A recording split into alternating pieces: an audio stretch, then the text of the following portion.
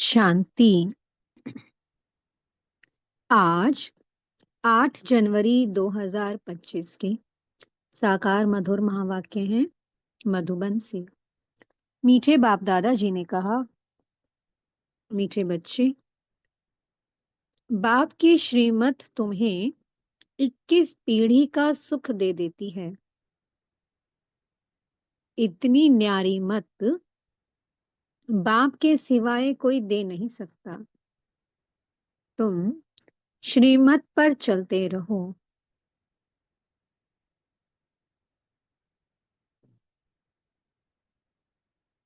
प्रश्न है, अपने आप को राज तिलक देने का सहज पुरुषार्थ क्या है?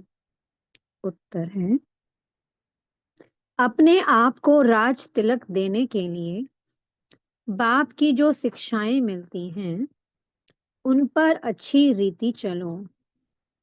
इसमें आशीर्वाद व कृपा की बात नहीं है। एक और पॉइंट बाबा ने बताया है, फॉलो फादर करो, दूसरे को नहीं देखना है। मन मना भव, इससे अपने को आपे ही तिलक मिलता है। पढ़ाई और याद की यात्रा से ही तुम बैगर टू प्रिंस बनते हो। और मीठे बाबा ने कहा, फॉलो फादर, दूसरे को नहीं देखना है, सिर्फ एक उसकी श्रीमत पर चलना है और फॉलो ब्रह्मा बाप को करना है, उनके कदम पर कदम रखना है। यही अपने आप में अपने आप को तिलक देना है। गीत चला है, ओम नमो शिवाय, ओम शांति। जब बाप और दादा ओम शांति कहते हैं तो 2 बार भी कह सकते हैं, क्योंकि दोनों एक में हैं। एक है अव्यक्त, दूसरा है व्यक्त। दोनों इकट्ठा हैं। 2 का इकट्ठा आवाज भी होता है, अलग अलग भी हो सकता है। ये एक वंडर है। दुनिया में ये कोई नहीं जानते कि परम पिता परमात्मा इनके शरीर में बैठ ज्ञान सुनाते हैं। ये कहाँ भी लिखा हुआ नहीं है। बाप ने कल्प पहले भी कहा था, अभी भी कहते हैं कि मैं इस साधारण तन में बहुत जन्मों के अंत में इनमें प्रवेश करता हूँ, इनका आधार लेता हूँ। गीता में कुछ ना कुछ ऐसे वर्जन्स हैं जो कुछ रियल भी हैं। ये रियल अक्षर हैं, मैं बहुत जन्मों के अंत में प्रवेश करता हूँ। तो ये लाइन गीता में लिखी हुई है, जबकि ये वानप्रस्थ अवस्था में है। इनके लिए पहले पहले सतयुग में जन्म भी इनका है, फिर लास्ट में वानप्रस्थ अवस्था में है, जिसमें ही बाप प्रवेश करते हैं। तो इनके लिए ही कहते हैं, ये नहीं जानते कि हमने कितने पुनर्जन्म लिए। शास्त्रों में 84 लाख पुनर्जन्म लिख दिया है। ये सब है भक्ति मार्ग। इनको कहा जाता है भक्ति कल्ट। तो 84 जन्म का बना दिया 84 लाख। तो बाबा ने कहा ये है भक्ति कल्ट। ज्ञान कांड अलग है और भक्ति कांड अलग है। भक्ति करते करते उतरते ही आते हैं। ये ज्ञान तो एक ही बार मिलता है। बाप एक ही बार सर्व की सद्गति करने आते हैं। बाबा आकर सबकी एक ही बार प्रारब्ध बनाते हैं भविष्य की। तुम पढ़ते ही हो भविष्य नई दुनिया के लिए। बाप आते ही हैं नई राजधानी स्थापन करने। इसलिए इनको राजयोग कहा जाता है। इनका बहुत महत्व है। चाहते हैं कि भारत का प्राचीन राजयोग कोई सिखलावे, परंतु आजकल ये सन्यासी लोग बाहर जाकर कहते हैं कि हम प्राचीन राजयोग सिखलाने आए।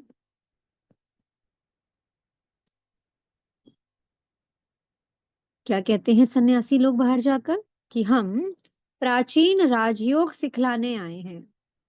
तो वो भी समझते हैं कि हम सीखें, क्योंकि समझते हैं योग से ही पैराडाइज स्थापन हुआ था। बाप समझाते हैं योग बल से तुम पैराडाइज के मालिक बनते हो। पैराडाइज स्थापन किया है बाप ने। कैसे स्थापन करते हैं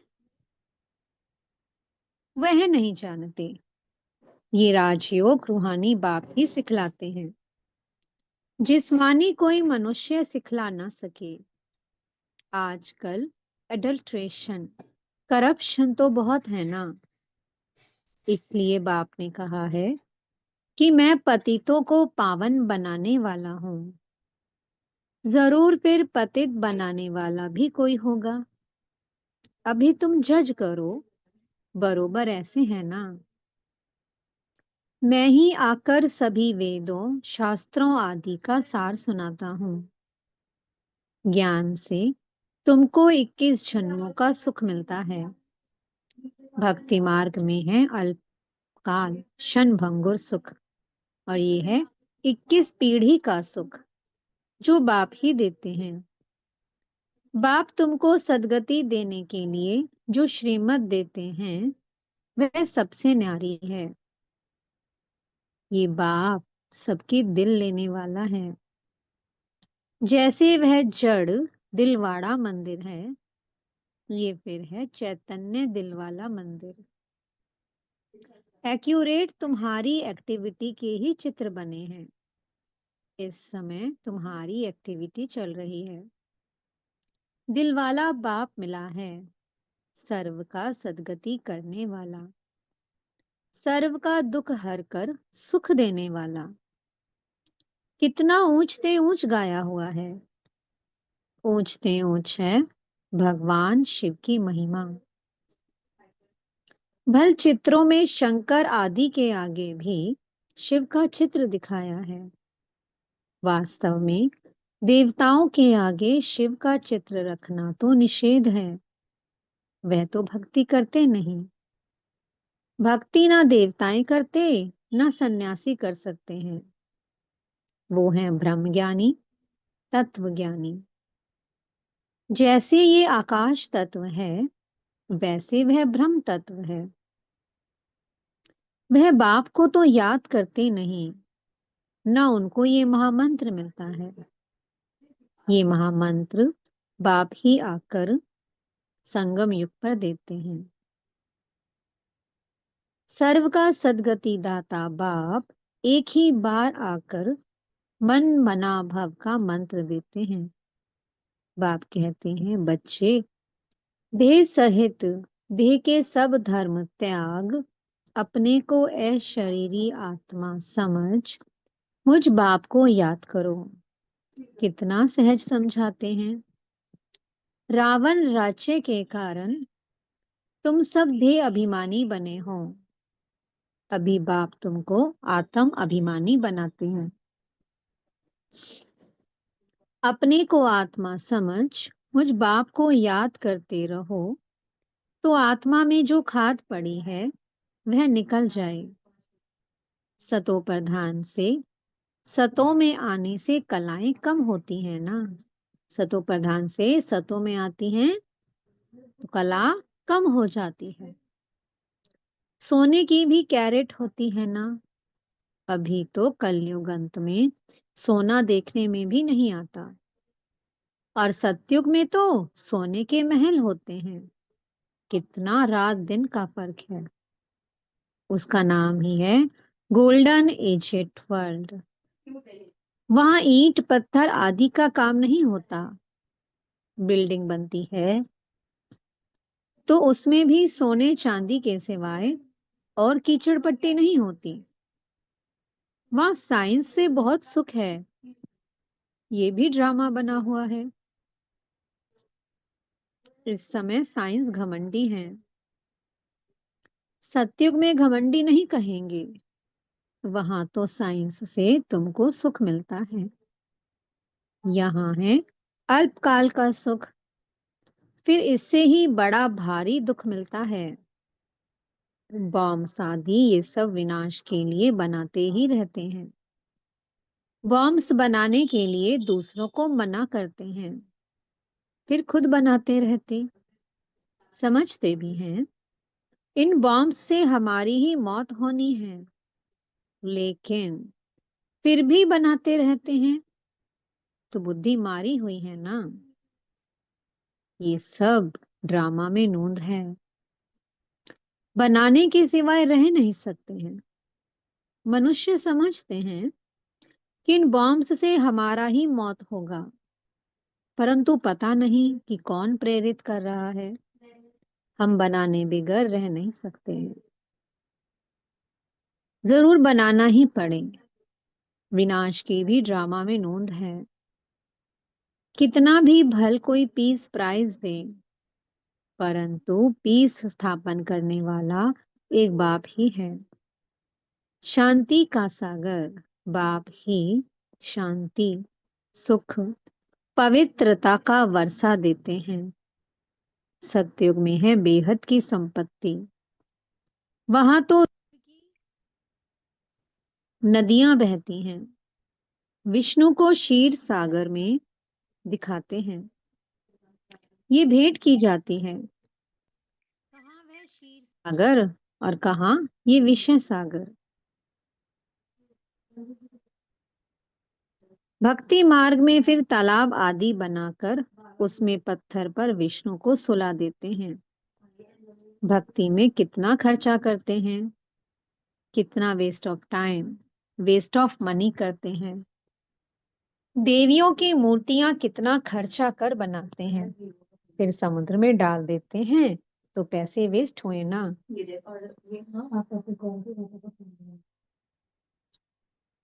ये है गुड़ियों की पूजा।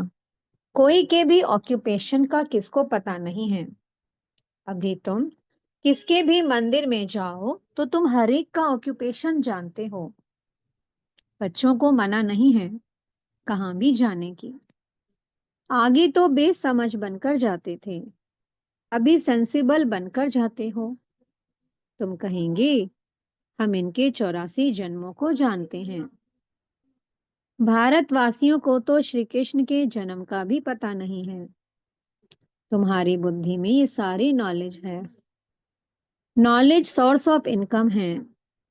वेद शास्त्र आदि में कोई एम ऑब्जेक्ट नहीं है। स्कूल में हमेशा एम ऑब्जेक्ट होती है। इस पढ़ाई से तुम कितने साहूकार बनते हो। ज्ञान से होती है सदगति। इस नॉलेज से तुम संपत्तिवान बनते हो। तुम कोई भी मंदिर में जाएंगे तो झट समझेंगे ये किसका यादगार है। जैसे दिलवाड़ा मंदिर है, वो है जड़, ये है चैतन्य। हूबहू जैसे यहाँ झाड़ में दिखाया है वैसा मंदिर बना हुआ है। नीचे तपस्या में बैठे हैं, ऊपर छत में सारा स्वर्ग है। बहुत खर्चे से बनाया हुआ है। यहाँ तो कुछ भी नहीं है। भारत 100% सॉल्वेंट पावन था, और अभी भारत 100% इंसॉल्वेंट पतित है। क्योंकि यहाँ सब विकार से पैदा होते हैं। वहां गंदगी की बात नहीं होती। गरुड़ पुराण में रोचक बातें इसलिए लिखी हैं कि मनुष्य कुछ सुधरे, परंतु ड्रामा में मनुष्यों का सुधरना है ही नहीं। अभी ईश्वरीय स्थापना हो रही है। ईश्वर ही स्वर्ग स्थापन करेंगे ना। उनको ही हेवनली गॉड फादर कहा जाता है। बाप ने समझाया है वो लश्कर जो लड़ते हैं वह सब कुछ करते हैं राजा रानी के लिए। यहाँ तुम माया पर जीत पाते हो अपने लिए। जितना करेंगे उतना पाएंगे। तो यहाँ पर जो युद्ध है, जो जीतते हैं वो अपने लिए जीत रहे हैं। और वहां जो स्थूल लड़ाइयां होती हैं, वहां पर राजा रानी के लिए प्रजा लड़ रही है, जो सेना है। यहाँ पर हम सब हैं गुप्त वॉरियर्स, हमारी गुप्त लड़ाई है और हमारी विजय है।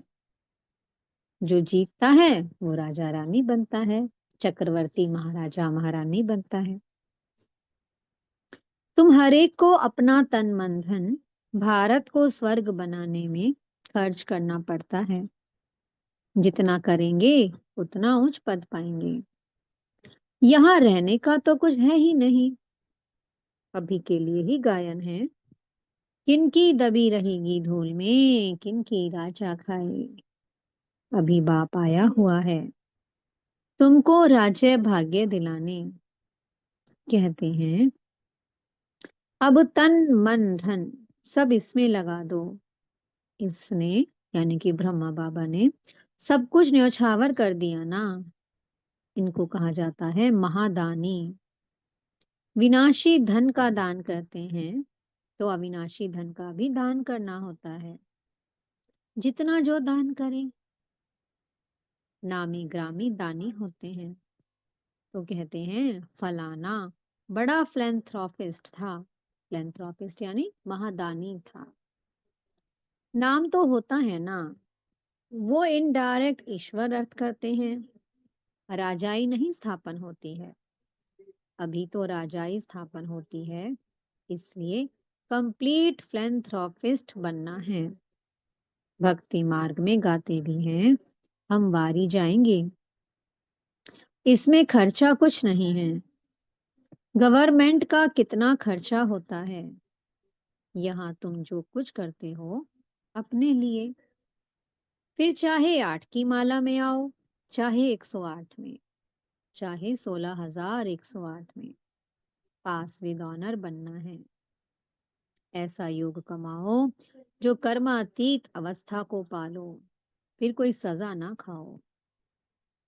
जो आत्मा योग अग्नि के द्वारा सभी विकर्मों को भस्म कर संपूर्ण पावन बन जाती है, कर्मातीत अवस्था को प्राप्त कर लेती है, फिर कोई सजा नहीं खानी पड़ती, फिर वो आत्मा उच्च पद को प्राप्त करती है। तुम सब हो वॉरियर्स। तुम्हारी लड़ाई है रावण से, कोई मनुष्य से नहीं है। नापास होने के कारण 2 कला कम हो गई। त्रेता को 2 कला कम स्वर्ग कहेंगे। पुरुषार्थ तो करना चाहिए ना, बाप को पूरा फॉलो करने का। इसमें मन बुद्धि से सरेंडर होना होता है। बाबा ये सब कुछ आपका है। बाबा कहेंगे ये सर्विस में लगाओ। मैं जो तुमको मत देता हूँ वह कार्य करो।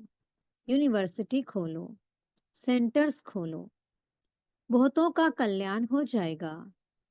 सिर्फ ये मैसेज देना है कि बाप को याद करो और वर्षा लो। मैसेंजर, पैगंबर तुम बच्चों को कहा जाता है। सबको ये मैसेज दो कि बाप ब्रह्मा द्वारा कहते हैं कि मुझे याद करो तो तुम्हारे विकर्म विनाश होंगे, जीवन मुक्ति मिल जाएगी। अभी है जीवन बंध, फिर जीवन मुक्त होंगे।